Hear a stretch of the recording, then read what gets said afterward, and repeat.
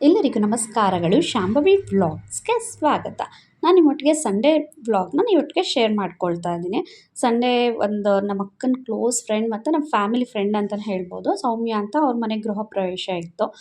ಅವರು ಮೇಕಪ್ ಕೂಡ ನನಗೆ ಮಾಡ್ಕೊಡೋದಕ್ಕೆ ಹೇಳಿದರು. ಹಾಗಾಗಿ ಬೆಳಗ್ಗೆ ಅರ್ಲಿ ಮಾರ್ನಿಂಗ್ ಇಲ್ಲಿಂದ ಹೋಗೋದಕ್ಕಾಗಲ್ಲ ಅಂತ ಹೇಳಿ ಸ್ಯಾಟರ್ಡೆ ನೈಟೇ ನಾನು, ಅಕ್ಕನ ಮಗಳು 3 ಜನನು ನೈಟೇ ಹೊರಟ್ವಿ. ನೈಟು ಪೂಜೆ ಆಗೋಷ್ಟರಲ್ಲೇ ಬೇಗ ಬನ್ನಿ ಅಂತ ಹೇಳಿದರು. ಬಟ್ ನಮ್ಗೆ ಸ್ವಲ್ಪ ಬೇರೆ ಕೆಲಸಗಳಿದ್ದಿದ್ದರಿಂದ ಲೇಟೇ ಆಯಿತು. ಮನೆಯವರು ಮತ್ತು ಮಕ್ಕಳನ್ನ ನಮ್ಮ ನಾದಿನಿ ಮನೆಗೆ ಹೋಗಿದ್ರು. ಅವರು ಸ್ಯಾಟರ್ಡೇ ಅಲ್ಲಿದ್ದು ಸಂಡೇ ಎಲ್ಲ ಹೊರಗಡೆ ಹೋಗೋಣ ಅಂತ ಪ್ಲ್ಯಾನ್ ಮಾಡಿದ್ವಿ. ಸೊ ನಾನು ಮತ್ತು ಅಕ್ಕನ ಮಗಳು ಒಂದು 8 ಗಂಟೆಗೆಲ್ಲ ನಾವು ಇಲ್ಲಿ ಹೊರಟ್ವಿ. ಅಲ್ಲಿ ನಾವು ಬಸ್ ಸ್ಟ್ಯಾಂಡಲ್ಲಿ ಇಳಿದು ಅಲ್ಲಿಂದ ಒಂದು 2 ಕಿಲೋಮೀಟರ್ ಅಷ್ಟು ಅವ್ರ ಊರಿಗೆ ನಡ್ಕೊಂಡು ಹೋಗಬೇಕು. ಸೊ ಅವ್ರಿಗೆ ಕಾಲ್ ಮಾಡಿ ಹೇಳಿದ್ವಿ. ನಾನು ರೀಚ್ ಆಗೋ ಅಷ್ಟರಲ್ಲಿ ಅವ್ರ ಅಣ್ಣನ ಮತ್ತು ಮಾವನ್ನ ಕಳಿಸಿದ್ರು ಬಸ್ ಸ್ಟ್ಯಾಂಡ್ಗೆ. ನಾವು ಅಲ್ಲಿಂದ ಅವ್ರ ಜೊತೆ ಬೈಕಲ್ಲಿ ಹೋದ್ವಿ. ನಾವು ಮೋಸ್ಟ್ಲಿ ನಾವು ಹೋಗೋಷ್ಟರಲ್ಲಿ ಪೂಜೆ ಎಲ್ಲ ಮುಗ್ದೋಗ್ಬಿಟ್ಟಿರುತ್ತೆ ಅಂತ ಅಂದ್ಕೊಂಡು ಹೋದ್ವಿ. ಬಟ್ ಅಲ್ಲಿ ಪುರೋಹಿತರು ಬಂದಿದ್ದು ಸ್ವಲ್ಪ ಲೇಟ್ ಆಯಿತು ಮತ್ತು ಅಲಂಕಾರಗಳೆಲ್ಲ ಜಾಸ್ತಿ ಇದ್ದಿದ್ದರಿಂದ ಅವರಿನ್ನೂ ಪೂಜೆ ಸ್ಟಾರ್ಟ್ ಮಾಡಿರಲಿಲ್ಲ. ನಾವು ಹೋಗಿ ಊಟ ಎಲ್ಲ ಮುಗಿಸ್ಕೊಂಡು ಆನಂತರ ಪೂಜೆ ಸ್ಟಾರ್ಟ್ ಆಯಿತು. ಪೂಜೆ ಎಲ್ಲ ಮಾಡಿ ಮುಗಿಸೋ ಅಷ್ಟರಲ್ಲೇ ನೈಟ್ ಒಂದು 11:30 ಆಗಿಬಿಟ್ಟಿತ್ತು. ತುಂಬ ಚೆನ್ನಾಗಿ ದೇವರ ಅಲಂಕಾರ ಎಲ್ಲ ಮಾಡಿದರು. ಹಾಗೆ ನನಗೊಂದು ಅನಿಸಿದ್ದು ಅಂದರೆ ಅಲ್ಲಿ ಅವರು ಬೆಳಗ್ಗೆ ಪೂಜೆಗೆ ಅಭಿಷೇಕಕ್ಕೋಸ್ಕರ ಶಿವಲಿಂಗನ ತಂದಿದ್ರು. ಅದು ನೋಡಿ ತುಂಬ ಖುಷಿ ಆಯಿತು. ಆ ಥರ ಲಿಂಗನೇ ಇಟ್ಟು ಅಭಿಷೇಕಕ್ಕೆ ಮಾಡೋದು ಎಲ್ಲೂ ನೋಡಿರಲಿಲ್ಲ. ಕೆಲವೊಂದು ಹಿತ್ತಾಳೆ ವಿಗ್ರಹಗಳನ್ನ ಇಡ್ತಿದ್ರು, ನೋಡಿದ್ದೆ. ಬಟ್ ಈ ರೀತಿ ಶಿವಲಿಂಗನ ತೊಗೊಂಬಂದು ಬೆಳಗ್ಗೆ ಪೂಜೆಗೆಲ್ಲ ಇಟ್ಟಿದ್ದನ್ನ ಅರೇಂಜ್ ಮಾಡಿದ್ದು ನೋಡಿ ತುಂಬಾ ಖುಷಿ ಆಯಿತು. ಪೂಜೆ ತುಂಬ ಚೆನ್ನಾಗಿ ಮಾಡಿಕೊಟ್ರು ಪುರೋಹಿತರು. ಹಾಗೆ ನಾನು ಅಲ್ಲಿ ಹಾಗೆ ಪೂರ್ತಿ ಎಲ್ಲ ಮನೆಯೆಲ್ಲ ನೋಡ್ಕೊಂಡು ಬಂದ್ವಿ. ಹಾಗೆ ಆವಾಗ ಮಾತಾಡ್ತಾ ಹೇಳ್ತಾಯಿದ್ರು ಸೌಮ್ಯವರು, ಅಲ್ಲಿ ಅವರು ಎಲ್ಲ ಇಂಟೀರಿಯರ್ ಇದೆಲ್ಲ ಸೇರಿ ಅವರು ಇಂಜಿನಿಯರ್ಗೆ ವಹಿಸ್ಬಿಟ್ಟಿದ್ರು.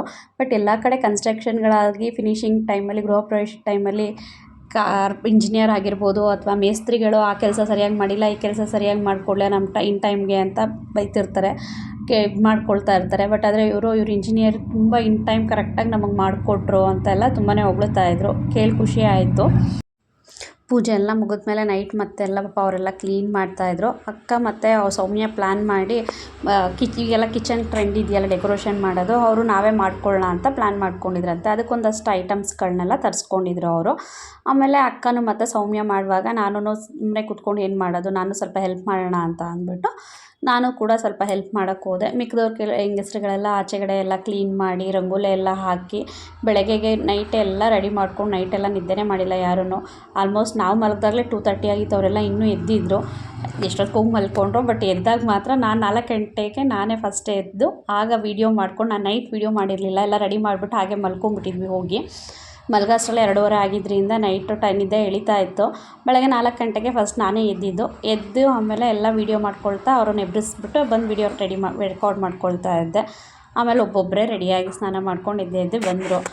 ನಾನು ವೀಡಿಯೋ ರೆಕಾರ್ಡೆಲ್ಲ ಮಾಡಿ ಮುಗಿಸಿ ಆಮೇಲೆ ನಾನು ಹೋಗಿ ಫ್ರೆಶಪ್ ಆಗಿ, ಸೊ ನನ್ನದೇ ಮೇಕಪ್ ಇದ್ದಿದ್ದರಿಂದ ಮೇಕಪ್ಗೆ ಎಲ್ಲ ಐಟಮ್ಸ್ಗಳನ್ನು ಜೋಡಿಸ್ಕೊಂಡು ಮೇಕಪ್ ಮಾಡೋದಕ್ಕೆಲ್ಲ ರೆಡಿ ಮಾಡ್ಕೊಳ್ತಾ ಇದ್ದೆ. ನಾನು ಸೌಮ್ಯ ಮತ್ತು ಅವ್ರು ಹೊರ್ಗೀತಿಗೂ ಮೇಕಪ್ಗೆ ಹೇಳಿದರು. ಸೊ ಇಬ್ಬರದು ಬೇಗ ಮೇಕಪ್ ಎಲ್ಲ ಮುಗಿಸ್ಕೊಟ್ಟು ಅವ್ರದ್ದು. ಆಮೇಲೆ ಅಕ್ಕನಿಗೂ ಲೈಟಾಗಿ ಸ್ವಲ್ಪ ಸಿಂಪಲ್ ರೆಡಿ ಮಾಡಿಕೊಟ್ಬಿಟ್ಟು ನಾನು ಅಲ್ಲೇ ಬ್ರೇಕ್ಫಾಸ್ಟ್ ಮುಗಿಸ್ಕೊಂಡು ಅಲ್ಲಿಂದ ನಾನು ಹಸ್ಬೆಂಡ್ ಬಂದು ನನ್ನ ಪಿಕ್ ಮಾಡಿದ್ರು. ಅಲ್ಲಿಂದ ನಾನು ಹೊರಗಡೆ ಹೋಗಬೇಕಾಗಿತ್ತು ಅಂತ ಹೇಳಿದ್ನಲ್ಲ ಸಂಡೇ. ಸೊ ನಾನು ಅಲ್ಲಿಂದ ನಮ್ಮ ಮನೆಯವರ ಚಿಕ್ಕಜ್ಜಿ ಮನೆಗೆ ಹೋಗಿದ್ವಿ. ಅವ್ರನ್ನ ನೋಡ್ಕೊಂಬರೋಣ, ತುಂಬ ದಿನ ಆಯಿತು ಅಂತ ಅಂದ್ಬಿಟ್ಟು. ಹಾಗೆ ಅಲ್ಲಿವರೆಗೂ ಹೇಗೋ ಹೋಗ್ತಾ ಇದ್ದೀವಲ್ಲ ಅವ್ರ ಅಜ್ಜಿ ಮನೆಗೆ. ಸರಿ ಅಜ್ಜಿ ಮನೆಗೆ ಹೋಗ್ಬಿಟ್ಟು ಅಲ್ಲೇ ನಿಯರ್ ಒಂದು ದೇವಸ್ಥಾನ ಇದೆ, ಅಲ್ಲಿಗೂ ಹೋಗೋಣ ಅಂತ ಅಂದಿವೇ ಹೋಗ್ತಾ ಮಾತಾಡ್ಕೊಂಡು ಹೋದ್ವಿ. ಸಿಂಪಲ್ಲಾಗಿ ನಾವೇ ಡೆಕೋರೇಷನ್ ಮಾಡಿರೋದು. ಹೇಗಿತ್ತು ಫ್ರೆಂಡ್ಸ್ ಕಮೆಂಟ್ ಮಾಡಿ ತಿಳಿಸಿ. ಈವೆಂಟ್ ಅವ್ರಿಗೆ ಹೇಳಿದರೆ ಇದಕ್ಕೆ ತುಂಬ ಕಾಸ್ಟ್ಲಿ ತೊಗೊಳ್ತಾರೆ, ಬೇಡ ಅಂದ್ಬಿಟ್ಟು ಸಿಂಪಲ್ಲಾಗಿ ಅವರು ಏನಿದೆಯೋ ಅದರಲ್ಲೇ ಅರೇಂಜ್ ಮಾಡಿದ್ವಿ. ತುಂಬಾ ಚೆನ್ನಾಗಿ ಕಾಣಿಸ್ತಾ ಇತ್ತು. ಫಸ್ಟ್ ಟೈಮ್ ಏನಾದರೂ ನಮ್ಮ ವಿಡಿಯೋ ನೋಡ್ತಾ ಇದ್ದರೆ ಈಗಲೇ ಸಬ್ಸ್ಕ್ರೈಬ್ ಮಾಡ್ಕೊಳ್ಳಿ. ವಿಡಿಯೋ ಇಷ್ಟ ಆಗಿದ್ರೆ ಲೈಕ್ ಮಾಡಿ. ಸಿಂಪಲ್ಲಾಗಿ ಕ್ಯೂಟಾಗಿ ಕಾಣಿಸ್ತಾ ಇದ್ರು. ಅವ್ರು ಫೈನಲ್ ಲುಕ್ ಈ ರೀತಿ ಕಾಣಿಸ್ತಾ ಇದ್ರು. ತುಂಬ ಚೆನ್ನಾಗಾಯಿತು ಅಂತ ಹೇಳಿದ್ರು. ಹಾಗೆ ನಮ್ಮ ಅಕ್ಕನ ನಾನು ಒಂದು ಸೆಲ್ಫಿ ತೊಗೊಂಡು ಹಾಗೆ ಅಲ್ಲಿಂದ ತಿಂಡಿ ತೆಗೆದು ಮನೆಯವ್ರು ಬಂದಿದ್ದರು, ವೆಯ್ಟ್ ಮಾಡ್ತಾಯಿದ್ರು, ಅವ್ರ ಜೊತೆ ಹೊರಟೆ. ಅಂದವೇ ಹೋಗ್ತಾ ಹಾಗೆ ಒಂದೆರಡು ವೀಡಿಯೋ ತೊಗೊಂಡು ಅಲ್ಲಿಂದ ಅವ್ರ ಅಜ್ಜಿ ಮನೆಯಿಂದ ದೇವಸ್ಥಾನಕ್ಕೆ ಹೋಗಿದ್ದೆ ಅಂತ ಹೇಳಿದ್ನಲ್ಲ, ಹಾಗೆ ಇಲ್ಲೇ ನಿಯರ್ ಅವ್ರ ಮನೆ ಹತ್ರ, ಅದು ಚನ್ನಪಟ್ಟಣ ತಾಲೂಕು, ರಾಮನಗರ ತಾಲೂಕು ಹಾಗೆ ಕುಣಿಗಲ್ ತಾಲೂಕಿಗೂ 3ಕ್ಕೂ ಗಡಿ ಭಾಗದಲ್ಲಿ ಉಜಿನಿ ಚೌಡೇಶ್ವರಿ ಅಂತ ದೇವಸ್ಥಾನ ಇದೆ. ತುಂಬಾ ಫೇಮಸ್ ಆ್ಯಂಡ್ ಪವರ್ಫುಲ್ ಶಕ್ತಿ ದೇವತೆ ಅಂತಲೇ ಹೇಳ್ಬೋದು. ಅಲ್ಲಿ ಹೋಗಿದ್ವಿ. ಈ ದೇವಸ್ಥಾನ ಬಂದು ನಮ್ಮ ಮನೆಯವರ ಅಜ್ಜಿ ಮನೆ ದೇವರು. ಅವ್ರು ಹೇಳ್ತಿದ್ರು, ನಮ್ಮ ಮನೆಯವ್ರು ಯಾವಾಗಲೂ ಹೇಳ್ತಾ ಇರ್ತಾರೆ ದೇವಸ್ಥಾನಕ್ಕೆ ಹೋಗ್ಬೇಕಾದ್ರೆ ಅವ್ರ ಅಜ್ಜಿ ಹೇಳ್ತಾ ಇದ್ರಂತೆ, ಯಾವಾಗಲೂ ಇಲ್ಲೇ ಹೆಣ್ದೇವ್ರ ದೇವಸ್ಥಾನಕ್ಕೆ ಹೋದ್ರೂ ಅರಿಶಿನ ಕುಂಕುಮ ಹೂವು ನೀವೇನೇ ಪೂಜೆ ಸಾಮಾನು ತೊಗೊಂಡೋಗಿಲ್ಲ ಅಂದರೂ ಪರವಾಗಿಲ್ಲ, ಅರಿಶಿನ ಕುಂಕುಮ ಹೂವು ಮಾತ್ರ ಮಿಸ್ ಮಾಡದೆ ಅದಷ್ಟನ್ನಾದರೂ, ಆದರೆ ಬಳೆ ಅರಿಶಿನ ಕುಂಕುಮ ಹೂವು ಬಳೆನ ಮಿಸ್ ಮಾಡದೆ ತೊಗೊಂಡೋಗಿ ಅಂತ ಹೇಳ್ತಿದ್ರು. ನಮ್ಮ ಅಜ್ಜಿ ಹೇಳ್ತಿರ್ತಾರೆ ಅಂತ ಹೇಳ್ತಾ ಇರ್ತಾರೆ. ಅವ್ರ ದೇವಸ್ಥಾನಕ್ಕೆ ಪ್ರತಿ ಸತಿ ಹೋದಾಗಲೂ ಅವ್ರ ಅಜ್ಜಿ ಮಾತು ಹೇಳೋದನ್ನ ಮಿಸ್ ಮಾಡ್ದೆ ನೆನೆಸ್ಕೊಳ್ತಾರೆ ನಮ್ಮ ಮನೆಯವರು.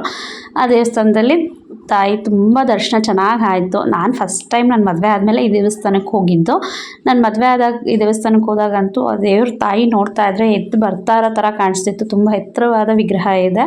ತುಂಬ ಅಂದರೆ ತುಂಬ ಜನ ಬರ್ತಾರೆ ಇಲ್ಲಿ. ಸಂಡೇಸು ಇರ್ತಾರೆ, ಆಮೇಲೆ ಮಂಗಳವಾರ, ಶುಕ್ರವಾರ, ವಿಶೇಷ ದಿನಗಳೆಲ್ಲ ತುಂಬ ಚೆನ್ನಾಗಿ ಪೂಜೆ ಮಾಡ್ತಾರೆ. ವರ್ಷಕ್ಕೊಂದ್ಸವಿ ತುಂಬ ಗ್ರ್ಯಾಂಡಾಗಿ ಇಲ್ಲಿ ಕೊಂಡ ನಡೆಯುತ್ತೆ. ಸುತ್ತಮುತ್ತ 7 ಊರಿಂದ ಸೇರಿ ತುಂಬ ಚೆನ್ನಾಗಿ ಅಲಂಕಾರಗಳೆಲ್ಲ ಮಾಡ್ತಾರೆ. ತಾಯಿಗೆ ತುಂಬಾ ಶಕ್ತಿ ದೇವತೆ. ಒಳ್ಳೆ ದರ್ಶನ ಆಯಿತು. ತಾಯಿ ಸನ್ನಿಧಾನದಲ್ಲಿ ಒಂದಷ್ಟೊತ್ತು ಕೂತು ಅಲ್ಲಿಂದ ನಮ್ಮ ನಾದಿನಿ ಮನೇಲಿ ಮಕ್ಳನ್ನ ಬೇರೆ ಬಿಟ್ಟು ಬಂದಿದ್ವಲ್ಲ, ಅಲ್ಲಿಗೆ ಹೊರಟ್ವಿ.